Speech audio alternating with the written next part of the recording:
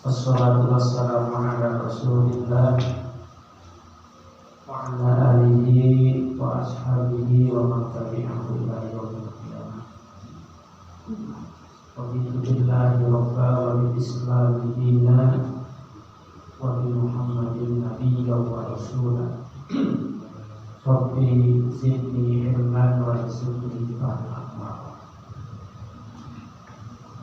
Yang saya banggakan dan menghormati para pimpinan di KMU ini, para bapak dan juga para ibu yang sama-sama saya muliakan.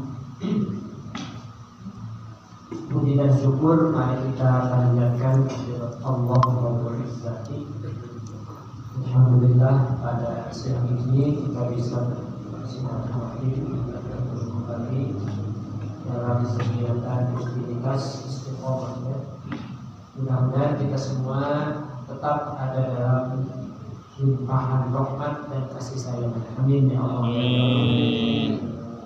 Salawat serta salam semoga Allah senantiasa melimpahkan pada baginda anak tercinta Habibana wa Nabiyyina Muhammad sallallahu alaihi wasallam. Baik para Bapak Ibu sekalian, pada siang ini masih dalam suasana fase kedua. Fase kedua itu artinya al-ashrul awsat, 10 hari yang kedua. Di dalam hadis kemarin sudah saya sampaikan adalah wa awsatuha apa? Maghfirah. Jadi pertengahan bulan Ramadan itu adalah bulan Maghfirah. Ibu ya. Kemarin sudah dijelaskan tentang obat, tentang istighfar, ya, tentang bagaimana Al-Quran itu diturunkan. Pada siang ini kita akan mengutip salah satu ayat di dalam Al-Quran yang berkaitan dengan bagaimana cara memohon pertolongan cahaya Allah. Kita tahu bahwa kalau kita minta tolong kepada siapa? Kepada Allah. Walaupun secara zahir di depan kita ada tentara, ada polisi, ada bodyguard, ibu ya. Ada kan polhut gitu. Itu secara zahir minta bantuan. Tapi pada hakikatnya itu adalah minta bantuan kepada siapa? Allah, dengan memakai perantaraan siapa? Orang tersebut. Gitu ya. Ada ya. Bapak sekarang sembuh dari apa? Sakit. Pedahnya ke dokter etak salah Pak. Jadi yang menyembuhkan penyakit, yang menyembuhkan segala macam penyakit-penyakit dalam hati itu adalah hakikatnya siapa? Allah. Kita itu hanya sebagai wasilah perantara. Makanya jangan sombong. Si bapak bering teh campur usaha. Boleh Pak seperti itu ya. Banyak yang untung, banyak. Jadi merasa dirinya itu bisa menyembuhkan, bisa menyelesaikan masalah cepat Pak. Jadi yang bisa menyelesaikan masalah itu adalah Allah, tetapi dengan menggunakan tangan manusia, yaitu Bapak Ibu sekalian. Alasannya ada banyak. Saya peryoki orang akidah dan saya. Sebab kalau tidak begitu nanti sehingga di mana? Sehingga di situ pondok. Akhirnya lebih atasnya mengaku dia itu lebih suci. Cok siapa yang mau ke surga ikut sama saya, itu kan berarti mengaku bahwa dia itu orang yang paling benar. Baik. Sekarang bagaimana cara memohon pertolongan kepada Allah? Nah, di dalam Al-Quran surat Al-Baqarah ayat 153. Surat apa? Al-Baqarah ayat 153. A'udzu billahi minasy syaithanir rajim. Ya ayyuhal ayyuhalladzina amanu ista'inu bis-sabri was-shalah innallaha ma'as-sabirin. Nah, itu ya. Ini kata Allah, ini bagaimana cara kita memohon pertolongan kepada siapa? Allah. Tulungan. Selamat. Jangan berterima kasih kepada siapa?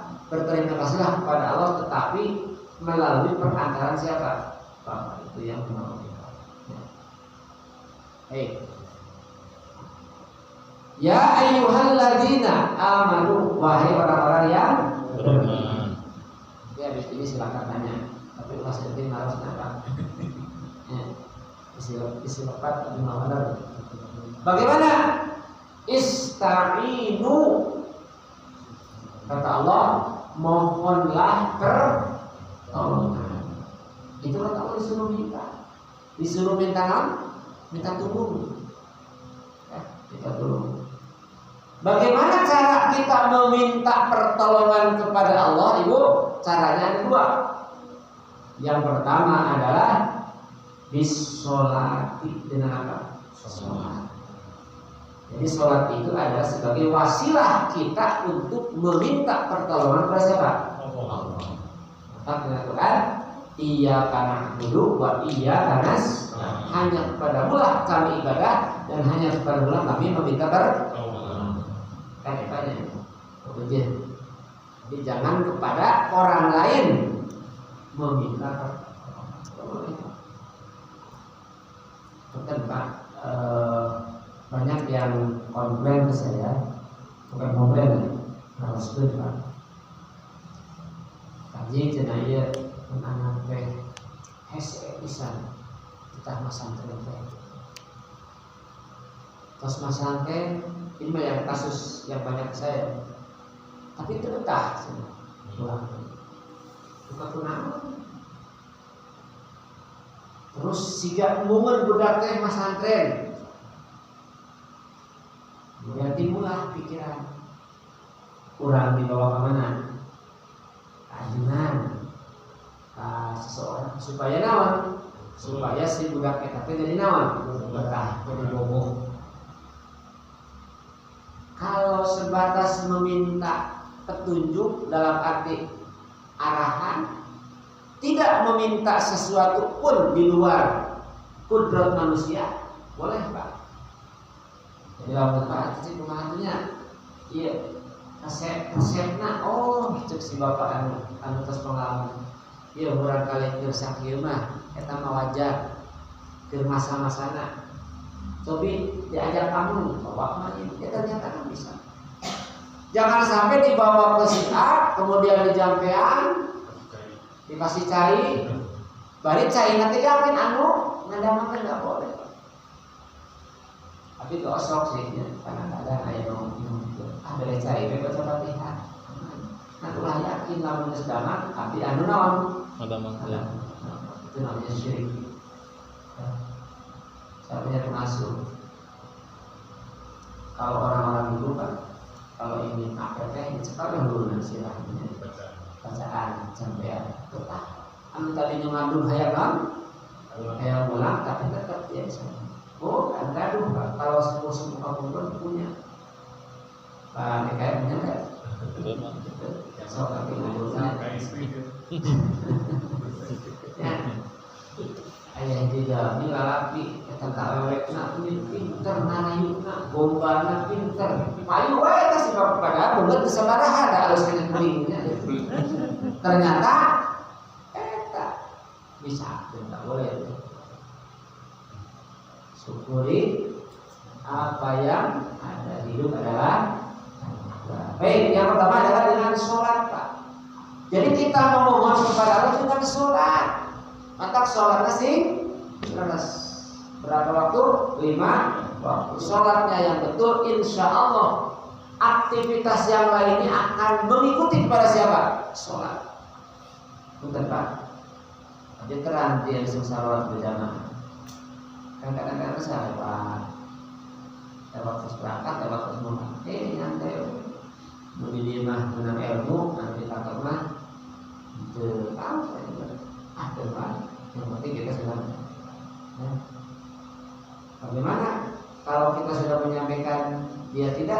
bukan urusan kita, dosanya bagi dia.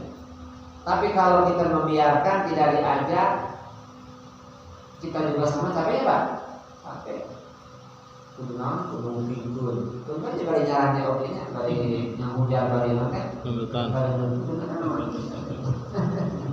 Daripada kita kalah pindah tempat, apalagi mojok dengan perempuan misalkan contoh. Ini namanya bini bapak ke di tempat kita sebenarnya. Karena kayak ada di langsung kan ini, kayak ada langsung jadi lanjut ya. Jadi dengan sholat mantap, sholat urang teh kedah khusyuk. Jadi rek diterima ku Allah kumaha, mau diterima oleh Allah bagaimana sholat kita kalau tatkala kita sholat itu dalam kondisi tidak khusyuk. Kedah tumanina. Tumanina teh bahasa Arab namanya bergerak setelah diam. Ya.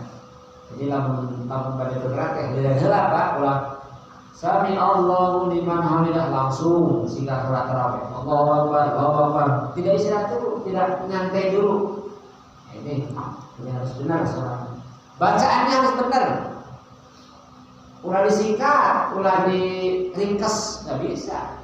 Abi pada maca Fatihah Bismillahirrahmanirrahim Alhamdulillahirabbil alamin al-qalim wa imam disingkat enggak boleh. Ya, lalu hari dibaca tapi pada cepat daripada disingkat enggak boleh. Qul huwallahu ahad Allahus samad wa lam yakul lahu kufuwan ahad. Yang kedua, nah kata Allah dalam surat Al-Baqarah 126, wasta'inu bis-sabri was-shalah. Satu dengan tadi yang pertama dengan sabar, yang kedua dengan sholat. Jadi sabar dan sholat itu adalah cara kita untuk memohon pertolongan kepada Allah. Kemarin banyak yang tanya di sini, kemana sabar? Jadi seperti yang kemarin saya sampaikan cerita cak-cak yang burung pipit. Kayak nama burung pipit yang membawa naon? Mawa PDAM kan PDAM kan? Anu paranti nyemprot haulan teh. Pemadam. Damkar. Kayak nama damkarnya langsung disemprotkan karena Nabi Ibrahim supaya naon? Supaya diis atau tahun. Tapi kan nggak mungkin. Tapi pipit itu dia nyaslak dan seperti kan logikanya nggak mungkin bisa Pak, bisa nggak? Tapi kan daripada tidak begitu, nanti di akhirat saya akan ditanya Pak.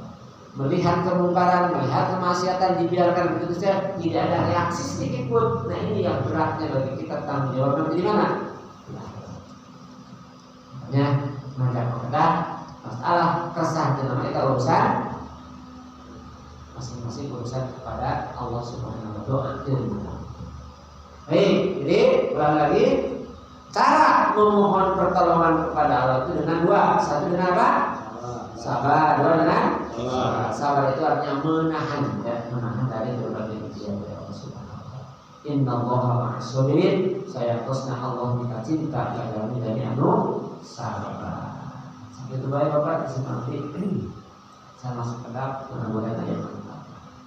Assalamualaikum warahmatullahi wabarakatuh. Assalamualaikum warahmatullahi wabarakatuh. Waalaikumsalam.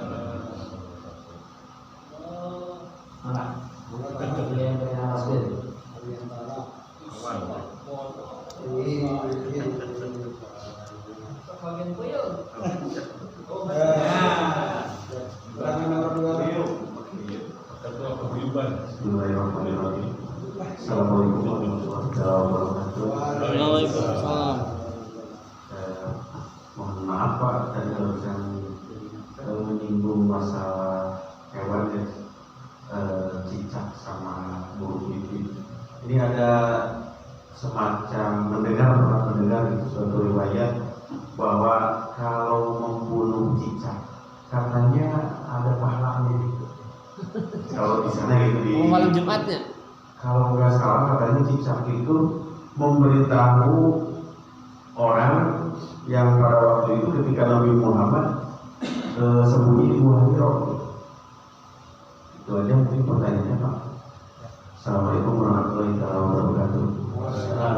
Ternuhun. Sana minta. Apa ya Pak?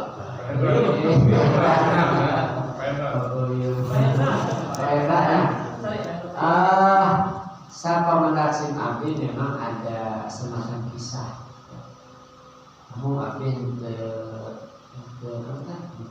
sahih dilepatnya. Jadi memang kalau kepada binatang semacam cacak atau tokek itu ada bisa satu sisi kudu dipelihara. Sebab tadi dia itu punya riwayat ya. Waktu kalau kisah cicak dan pipit itu ada dalam kisah. Tapi lamun aina secara pribadi kudu cicak kudu ulah dipelihara atau boleh? Kalau dimatiin itu istilahnya ada pahalanya. Kalau kabar seperti itu saya belum pernah dengar gitu mah. Juga lamun batur mah, tapi kalau hadis selama ini saya belajar sepertinya ke asal muping. Mudah-mudahan mah aya keterangan namanya. Dalil ataupun konteks hadis. Kalau Quran nggak ada itu. Tapi kalau dalil hadis mungkin ada, tapi nanti saya cari banyak. Seperti itu. Jadi itu tidak ada pengaruh ataupun sepertinya belum pernah ada kasus seperti itu hadisnya ya, yang selama saya belajar ilmu hadis ataupun hadis. Nah, masalah di Gua nanti Gua Hasur. Kalau di Gua Hiro nggak ada, kalau paling Gua Hasur. Nah, jadi begini, kalau Gua Hiro saya masuk kalau Gua Hiro itu ada tempat menerima Al-Quran, namanya di Gua Hiro, gitu ya. Tingginya ya tidak seperti tingginya Gua Hasur. Kalau Gua Hasur lebih tinggi Pak, saya juga belum pernah. Nah, kalau Gua Hasur itu adalah tempat singgah sementara tatkala Rasulullah SAW, karena pada waktu itu malamnya di Tingker, bahasa Indonesia Dikepung. Saya Inggris ketemunya. Dikepungnya aku orang-orang Arab Quraisy mau dibunuh Pak. Nah, mau dibunuh, Rasulullah menyampaikan kata-kata, silakan siapa yang mau tidur di bekas tidur saya. Resiko otomatis. Tapi kalau Rasulullah kebijakan mau tidur di tempat tidur saya pasti bakal dibunuh. Sebab itu di sana siapa? Rasulullah. Tapi ayat wahid siapa? Ali bin Abi Thalib. Rasulullah keluar Pak. Jadi padahal itu di luar itu musuh sudah hukum. Tapi kan dengan bahasa, dengan mukjizat Rasulullah, ayat dengan Quran Pak. Romli itu pasir dialunkan. Ternyata si orang-orang Arab Quraisy itu yang di luar semuanya tertidur. Ya. Ayat bacaan Pak di surat Yasin akan hilang. Ngelamun dipastikan bisa dipakai Bapak. Entah masalah namanya. Seperti ada dalam hadis dalam Quran itu ada ayat Quran supaya kita tidak bisa dilihat orang Pak. Apa di surat Yasin ya? Sadda coba siapa yang kemarin? Yang sadda Pak? Pokoknya semua tidak bisa melihat. Ya, dengan membaca itu ayat. Cobaan kalau ini ketemu baru berangkatnya. Itu ada, tapi tidak seperti dibayangkan kita. Namun pakai wanita apa lagi? Namun pakai doa kita ada Al-Quran ya. Kemudian mengambil pasien, alun pasienan ada tibra. Nggak bisa, itu adalah mujizat untuk siapa? Rasulullah katanya. Jadi mujizat itu hanya diberikan kepada Nabi Isa. Mau bisa tongkat Nabi Musa dicekal atau Nabi Muhammad diangkat itu bisa. Itu punya apa? Punya mukjizat kelebihan masing-masing. Nah baik, kita lanjut. Kemudian pergi ke Gua Hasur Pak. Nah di Gua Hasur Rasulullah nyumput. Gua Hasur itu menurut riwayat dan memang kata orang sana sama kecil Pak guanya. hanya sebatas tempat untuk nangtung ya 2 orang. Sebab pada waktu itu yang masuk ada di Muhasir itu hanya Sayyidina Abu Bakar Siddiq dan Rasulullah. Rasulullah tangannya itu Pak supaya kan panjang ya, nggak mungkin yang nutupan bolong-bolong buah ditutupan ku ya ku panangan panangan itu digegelan ku orang itu menurut riwayat. Nah, untuk menutupi itu baju Sayyidina Abu Bakar Siddiq disoek Pak, disumpelkan sambil untuk supaya tidak Pak si orang itu ngegelan. Nah, kemudian siapa yang menyelamatkan? Nah, yang menyelamatkan itu diantaranya adalah burung pipit dan laba-laba. Itu yang jelas bisa yang jelas dalam sejarah yang menyelamatkan Rasulullah dari serangan apa? Dari kejaran orang-orang Arab Quraisy. Dan yang terpenting juga itu di sana banyak domba. Jadi domba-domba itu manipulasinya ngabohongan tapak siapa? Tapak Rasulullah dibincangkan usaha ke domba. Nah inilah domba itu juga kalau alam bukan domba milik usaha di kamuflase. Makanya tapak-tapak kan di sana itu jalan itu tidak seperti ini, tidak seperti hot mix ataupun jalan rata. Tidak kan pakai apa? Pasir. Ada pasir mah kalau kita lempang ayah nona. Ya, tapak. Nah, tapak itu nanti diaduk-aduk ataupun diacak bisa. Domba. Jadi kalau cak-cak mah tapi cak pimpang. Mungkin ada tapi nanti saya cari lah. Barangkali ada versi sejarah mana itu ada. Ayat. Masuk. Jadi cak-cak. Mohon maaf. Memang seperti yang dikatakan Pak Ustadz itu tidak ada Pak. Tetapi secara ilmiah bahwa cak-cak itu di kotorannya mengandung zat yang penyakit yang sangat berbahaya untuk tubuh. Nah, berikut juga dengan si kecoa. Ketika di rumah atau di dapur banyak cicak ataupun kecoa, maka berhati-hatilah Pak. Kenapa? Ketika kotoran itu masuk ke makanan yang kita makan atau bercampur dengan makanan yang kita makan, maka di dalam tubuh itu mengandung satu bakteri yang memang agak susah untuk disembuhkan. Malah sebagian ilmuwan mengatakan bahwa sebaiknya, kenapa tadi dikatakan harus dibunuh? Sebaiknya nggak usah dibunuh, itu juga sama ciptaan Allah, kasihan. Tetapi bisa dengan diusir atau dibuat perangkap sehingga di rumah mengurangi banyaknya populasi cicak sama kecoa gitu Pak. Yang saya tahu dari artikel yang pernah saya baca. Dan itu pun para peneliti sampai memberikan cara jitu sehingga perkembangbiakan cicak sama kecoa itu bisa dibatasi gitu Pak. Dengan bukan dengan racun tetapi dengan lem ditaburi disimpan dengan makanan nanti cicak ataupun kecoa ke situ. Yang kedua juga dengan botol aqua bekas atau botol air mineral bekas, di dalamnya disimpan disimpan minyak goreng sedikit, terus disimpan makanan di situ. Nanti dengan sendirinya cicak ataupun kecoa masuk ke situ, nanti otomatis mengurangi populasi cicak dan kecoa. Begitu yang saya tahu. Ya, makasih atas info dan ilmunya, Pak. Ya silakan. Kita menurut penelitian secara ilmiah nih Pak.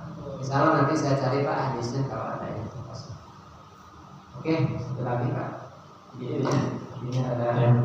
Oke Pak. Bismillahirrahmanirrahim. Kaitan dengan wasta'inu bisabri wa salah. Ini adalah dua hal yang sederhana Pak, tapi memang sangat berat untuk dilaksanakan. Halnya sabar. Kadang-kadang kita yang suka tersabar Pak, artinya dikasih ujian, dikasih penyakit, tersabar, dikasih kekayaan, tidak sabar. Kemudian yang kedua kaitan dengan sholat. Sholat yang benar itu kan tadi harus khusyuk, tumaninah gitu ya. Pertanyaannya, bagaimana kiatnya untuk menjadi orang yang sabar. Kemudian yang kedua, bagaimana cara untuk bisa sholat, melaksanakan sholat secara khusyuk.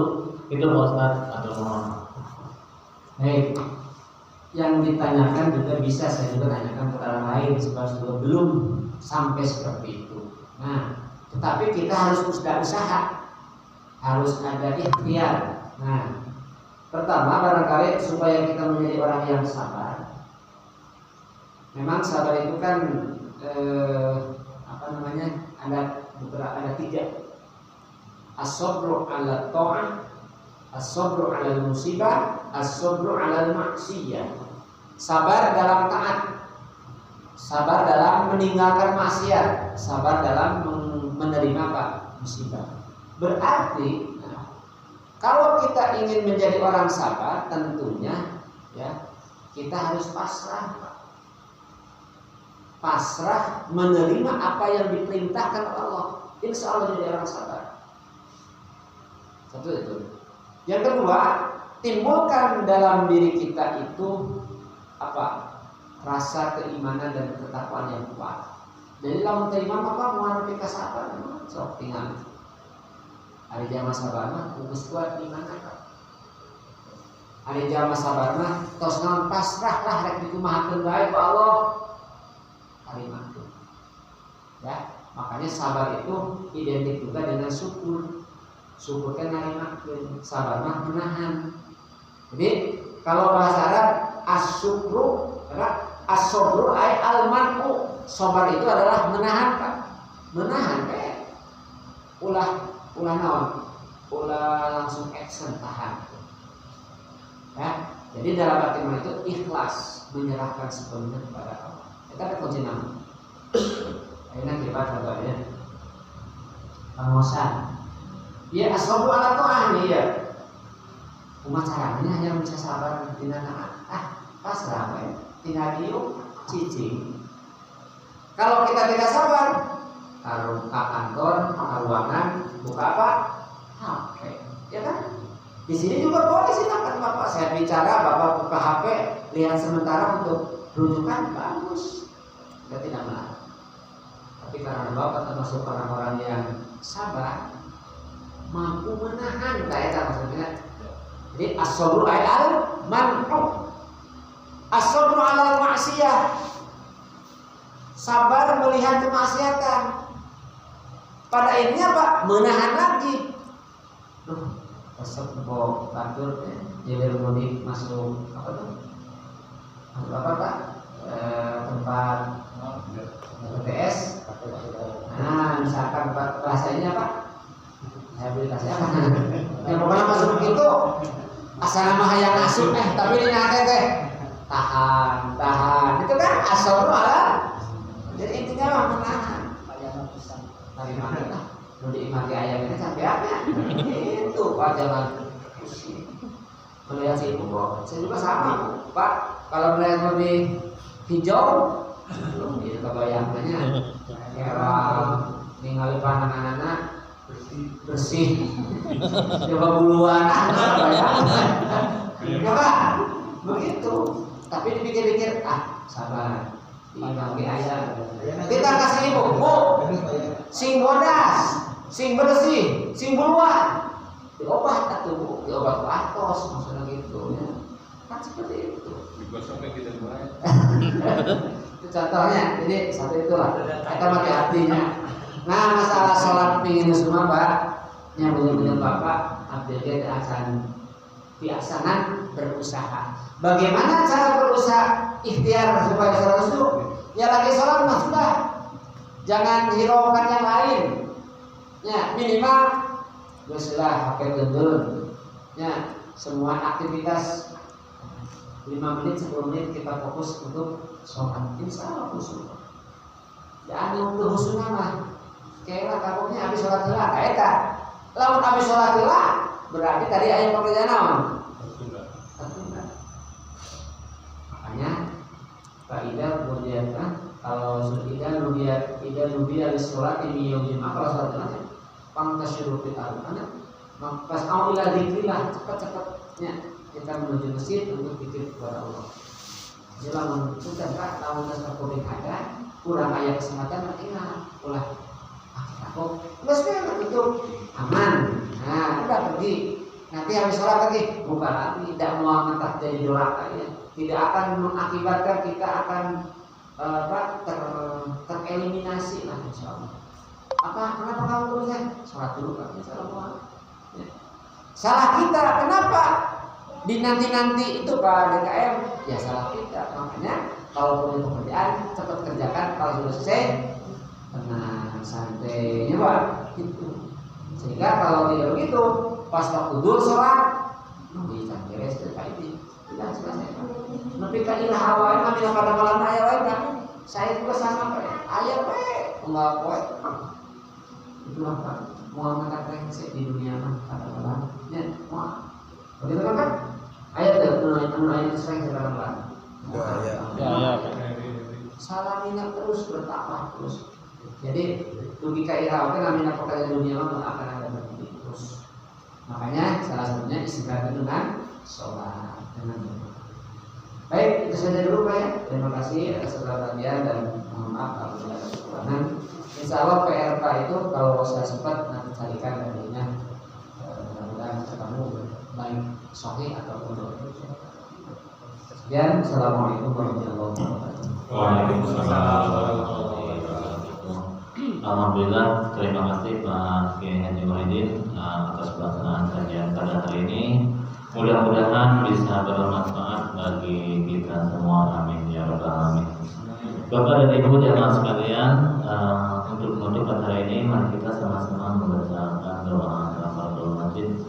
Bismillahirrahmanirrahim. Subhanakallahumma wa bihamdika asyhadu an la ilaha illa anta astaghfiruka wa atubu ilaik. Assalamualaikum warahmatullahi wabarakatuh.